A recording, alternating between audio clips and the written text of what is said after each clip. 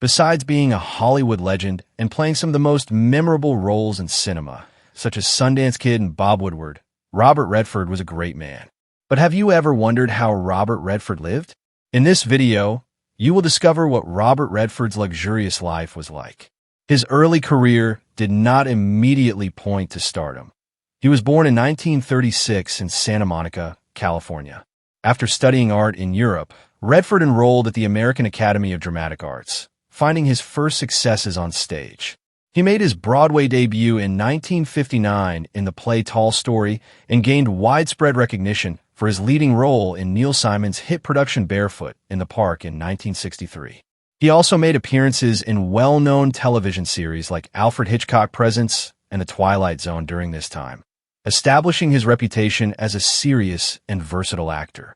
The turning point that transformed him from a respected actor into a global superstar came in 1969.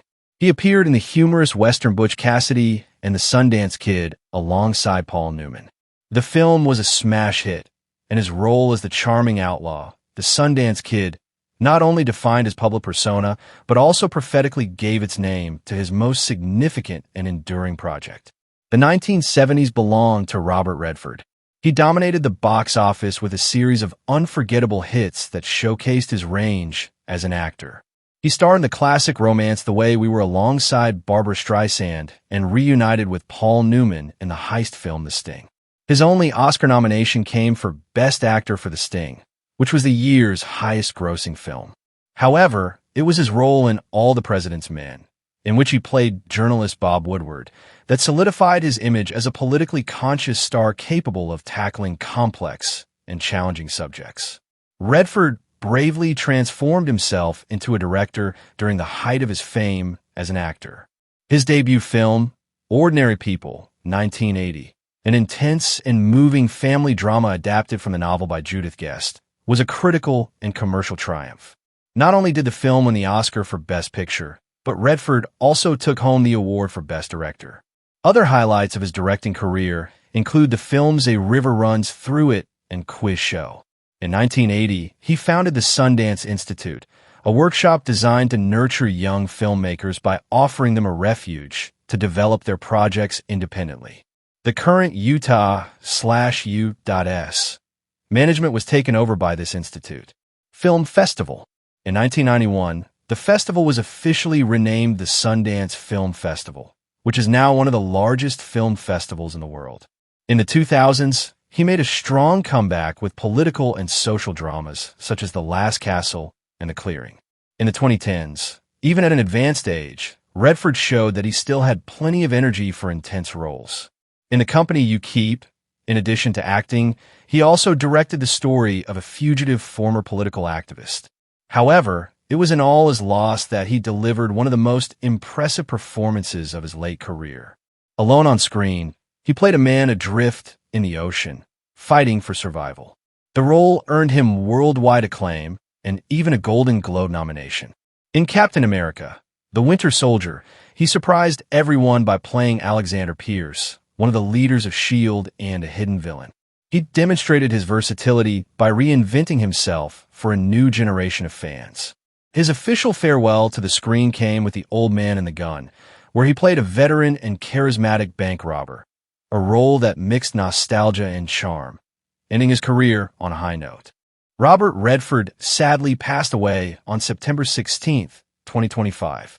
His death was announced in a statement by Cindy Berger, CEO of the advertising firm Rogers and Cowan PMK.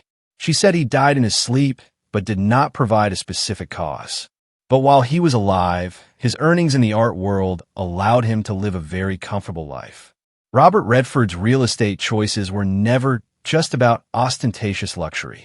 Additionally, they were expressions of his fundamental beliefs in art, privacy, and nature. He built the Sundance Mountain Resort on a large piece of land in Utah that he bought in 1969. After more than 50 years, in December 2020, Redford sold the resort to two investment firms, Broadreach Capital Partners and Cedar Capital Partners. Over the years, Redford has owned several notable properties, each a retreat in its own way. In 2019, he sold his stunning 10-acre property in St. Helena, California, for $7 million. Nicknamed Danza del Sol, the property was a retreat to rest, rejuvenate, and refresh his spirits.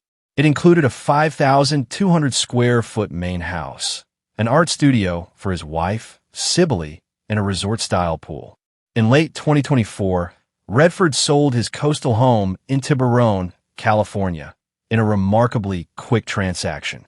The property sold for $4.65 million, a whopping $500,000 above the asking price, in just 3 weeks. Another significant property in Utah, the 30-acre Horse Whisper Ranch, was put on the market in 2021 with an asking price of $4.9 million. Robert Redford's passion for cars reflected his public persona. Sophisticated, performance-focused, and with an appreciation for classic design rather than ostentation. The most famous car in his collection was a 1964 Porsche 904 GTS, a true piece of motorsport history. One of Porsche's last four-cylinder giant killers intended for the racetrack was this fiberglass body model. Redford bought the car in 1966, which already had a racing history, and kept it in his possession for almost a decade. In February 2022, the car was sold at a Bonhams auction in Paris for an impressive $1.5 million. Redford's fortune was not built solely on movie salaries. He demonstrated exceptional entrepreneurial vision by diversifying his investments. Even in the 1970s, he was already one of Hollywood's highest-paid actors. For The Sting, he received about $500,000, an impressive amount for the time. At the height of his fame in the 1980s, his fees exceeded $2 million per film, with productions such as Brubaker and Out of Africa, which, in addition to commercial success, earned him highly lucrative contracts. In his later years, even with less frequent appearances on screen, he still managed to secure million-dollar deals. He got $1 million, for example, in The Last Castle. However, Redford always had the rare ability to turn notoriety into lasting assets. He frequently invested in land and real estate throughout his life. Owner of extensive properties in Utah, including the legendary Sundance Mountain Resort, he turned the region into a tourist hub with ski resorts, hotels, and luxury restaurants. This same property gave rise to the Sundance Institute and the Sundance Film Festival, which started modestly but has become one of the most influential and profitable film festivals in the world. It is estimated that the Sundance brand alone was valued at hundreds of millions of dollars, putting Redford in a unique position.